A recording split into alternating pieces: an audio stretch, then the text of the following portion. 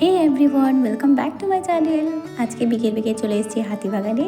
আর আসা মাত্র দেখতে পাই ট্রাম দেখে খুব খুশি হয়ে গেছি, কারণ অনেক দিন পর দেখছি। তো আমরা এখন বাজার কলকাতাতে উইন্ড নেব বলে এসেছি। এটাতে টুপি নেই, কিন্তু কালার বেশ সুন্দর। ছাড়ুন, এটা নেব না, ভাবছি টুপিওয়ালাই নেব। দেখি পাখিগুলো, এই যে that's good, actually it's too good, কারণ তো টুপিও আছে। বাকি সোয়েটারগুলোও দেখে নিই এক ঝলকে।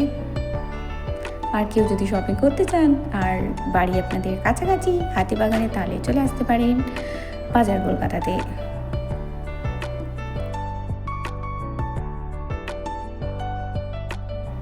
মেয়েদের শপিং করতে আসা মানে একটা জায়গায় শপিং করলে হবে না, ওদের সব মলে ঢুকতে হবে।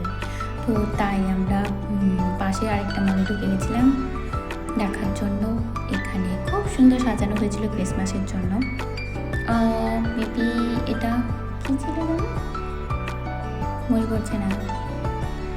কে কে চিনতে পারছেন চিনে কমেন্ট করুন। আরে যারা এই কাছাকাছি থাকেন, হাতিবাগানের কাছাকাছি, মানে ওই আর কি, তারা অবশ্যই চেনেন। যাই হোক, কমেন্ট করে বলুন কোন জায়গা ওটা, মানে কোন মল ওটা। এই দেখুন, আবার ট্রাম, এই দিক দিয়ে ট্রাম, ওই দিক দিয়ে ট্রাম। এসবের মধ্যে আমরা টাকা স্প্রাউট স্যালাড দেখে লোভ সামলাতে না পেরে খেয়ে নিলাম।